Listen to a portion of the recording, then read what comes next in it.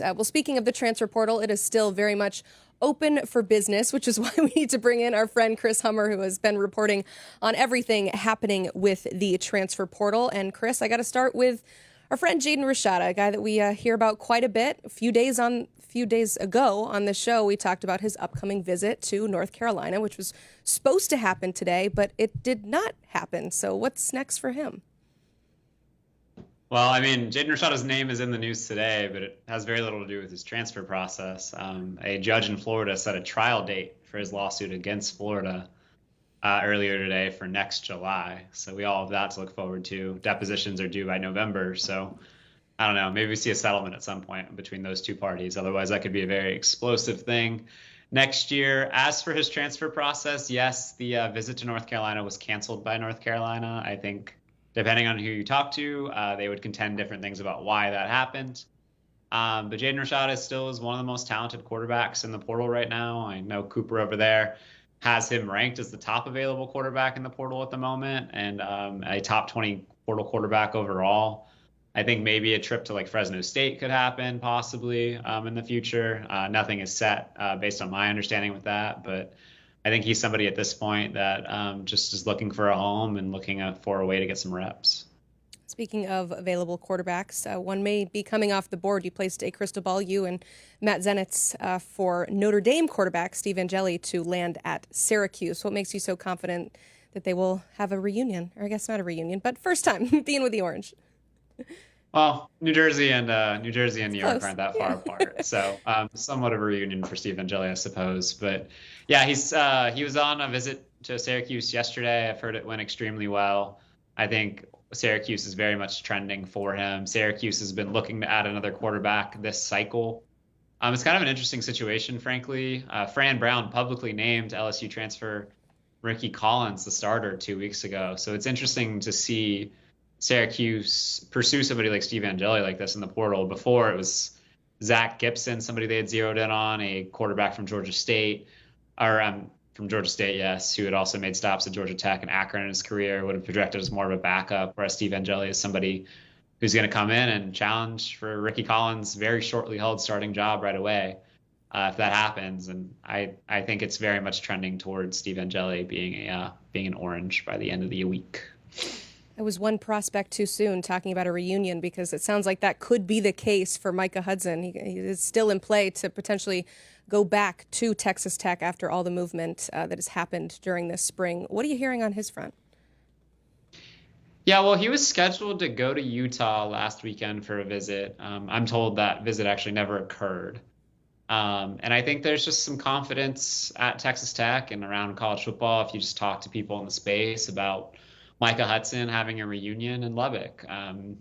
He's somebody that left the program, obviously, what feels like years ago, but was really just in December. He went to Texas A&M for a very short time before leaving the team and re-entering the portal. And I think if he were to go back to Texas Tech, it's a reunion that could make sense for all sides.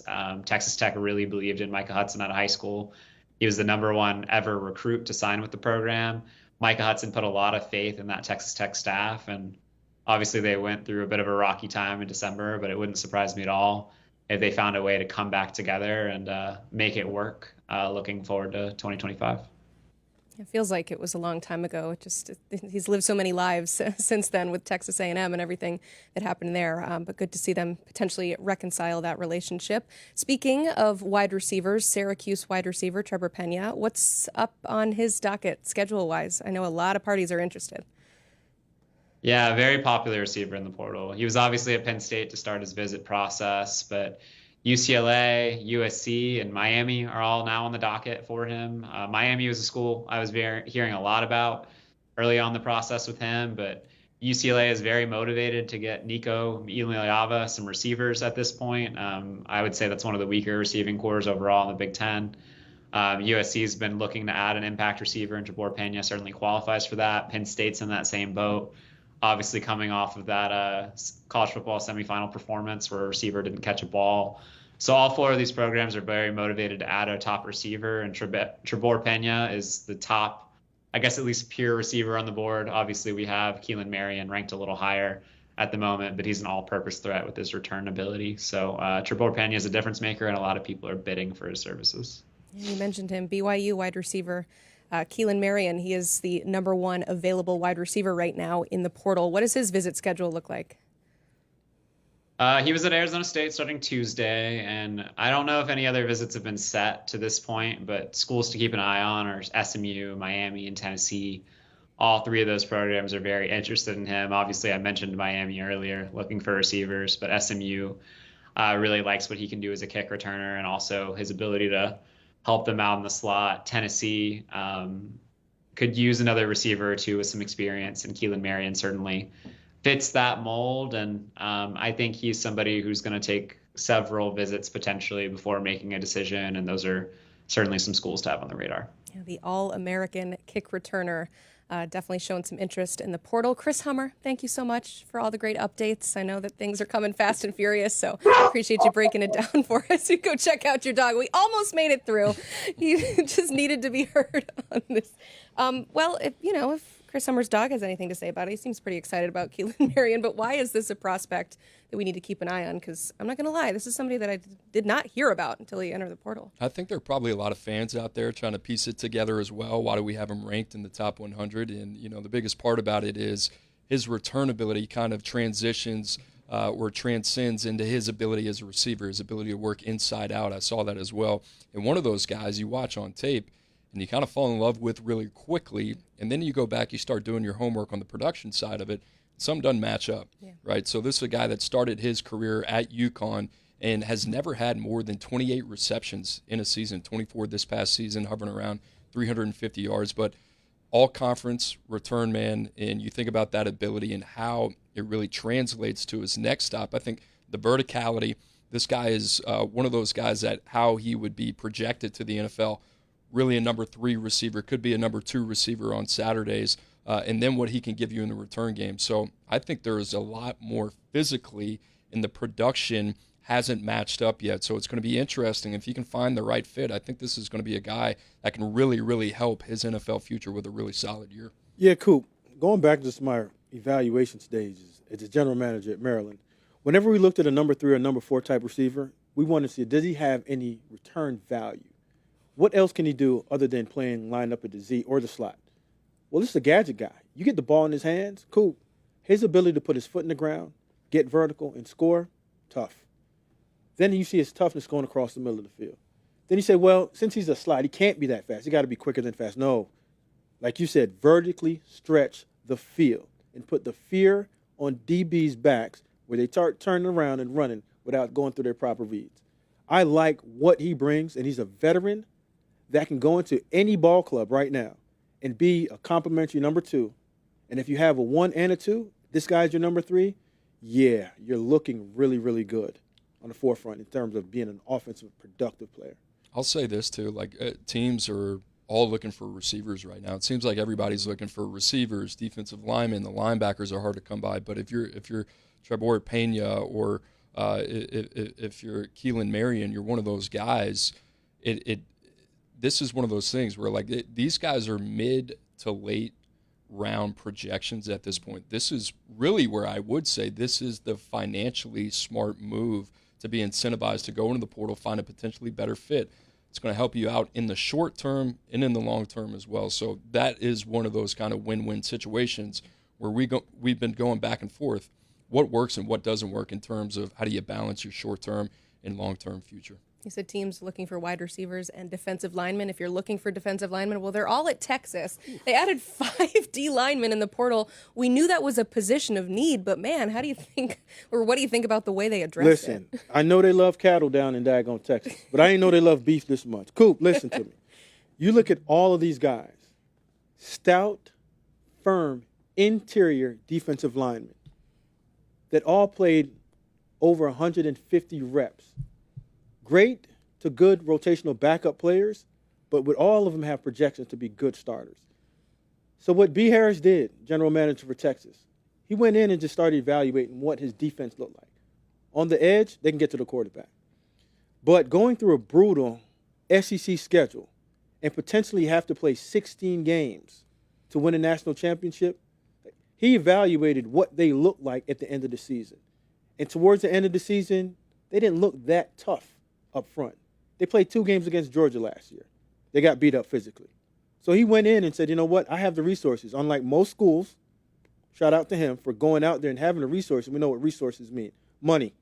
To go out and get some interior defensive linemen that are one-gap penetrators, but stout enough to hold a point of attack and dare you to run the ball down the middle.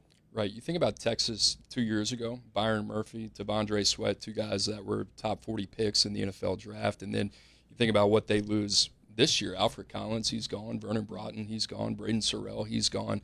So Texas has this unique approach that I think only a few programs in all of college football could really take to the transfer portal, where you said it, beef, defensive linemen in this economy, this college football economy, those guys are really expensive, right? So to be able to get 5 starting caliber players on the defensive line, you got to give a lot of credit to Texas, and we'll say it. I mean, obviously they're one of the most well-resourced, well-positioned programs in the country, but this is really good scouting, and this hurts for North Carolina. Bill Belichick would love to have Travis Shaw.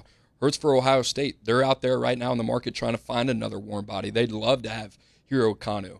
Cole Brevard was another guy that a lot of people wanted as well. So these aren't just like other guys out there, right? If you ask teams about what the defensive line market looks like in the spring right now, there are a lot of teams reaching on guys that they hope pan out.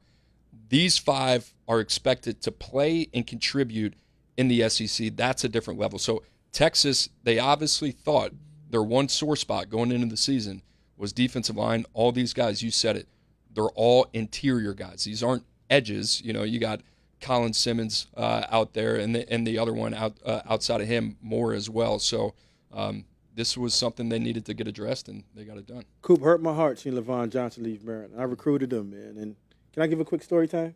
Quick, yeah. Quick one. Listen, I was in the locker room down in Maryland, walked into the equipment room. My man had a black bag over his hand, ready to hit the transfer portal. I said, bro, what are you doing? He said, Smoke, I'm leaving. Texas wasn't one of the teams that he said. We all thought he was going to go to North Carolina. But like you said, Texas came in with that big bag, big belt buckle, big hat. Yeah, he ended up there in the heartbeat. Sounds like Santa Claus. Well, there are still some defensive linemen available. The number 4 player right now, Bernard Gooden, he's a top 50 prospect for us. Why is this a guy that maybe the teams would like, but like you said, are reaching for? I think you turn on the tape against Alabama and Miami, but it was really the tape in Tuscaloosa where that was a close game for USF and Alabama. And you think about that offensive line. I mean, you think about Caden Proctor, Jaden Roberts, Parker Brailsford. Obviously they had a rotating cast at right tackle, but this was a kid that was extremely disruptive, and you can play him in a lot of different spots. You can play him on the edge. You can play him inside. He's only 6'1", but he plays so much bigger than that. His combination of suddenness, explosiveness, speed to power, and then the athletic change of direction, these are the type of guys that are getting hunted at the NFL level, those undersized interior players that have that first step explosiveness. I'm a huge fan of Bernard Gooden, and put him into context because we know Elo Madozi was a darling of this show. Bernard Gooden is right behind him, right? So really, really excited about Bernard Gooden and what type of impact he can have next year. Twitched up 37 generated pressures last year, Coop. And like you said, you turn on that tape in Tuscaloosa, yeah, he was a problem. And when you look at it, you're always saying we need a closer, and we're talking about edge rushers. But when you can get an interior defensive lineman to go in your sub packages, nickel and dime, that's going to command a double team, or else that quarterback's going to get moved off his spot, yeah, you spend a lot of money for this. It's cheat code. Cheat code. Mismatch. We got a question here from YouTube. Mitchell Case wants to know, is Madden, Iamaleava, the quarterback of the future for UCLA? Smoke, what do you think? Nico Madden. Madden, in this instance, what do we think? I mean, we're rotating it, but I would say yes. I don't think that Deshaun Foster would have made that financial agreement with that family not to give baby brother an opportunity once the older brother leaves. And when you look at his skill set, it's not like older brother, but good enough. We've heard rumblings out of Arkansas that he was the future when Taylor Green leaves. So, yes, he does have a true opportunity to be that guy when the older brother gets out of there. I think what we've learned, it's less about it's less about the talent of a Madden Iamaleava, and it's more about what does Big Brother do and how is Big Brother's experience in LA at UCLA. So if this ends up being a good relationship, good partnership for Nico, then Madden's going to have the opportunity to see that out, and we'll have some continuity. If not, I doubt we even see Madden suit up with significant reps for the Bruins. But he is a talented kid, and he needs continuity, just like his brother. I mean, they're not too dissimilar in that regard. So for the sake of his development, I hope he gets to stay at one place for a while. And they recruited Madden heavily. He was at one point committed to go to UCLA, so they are familiar with him, and they did view him as some part of their future. I just keep thinking of the jerseys. You got to do an M and then spell Iamaleava. I mean, it's small letters. so yeah, very small letters on the back of those jerseys. Clearly, I'm worried about all the correct things. Thank you for submitting that question.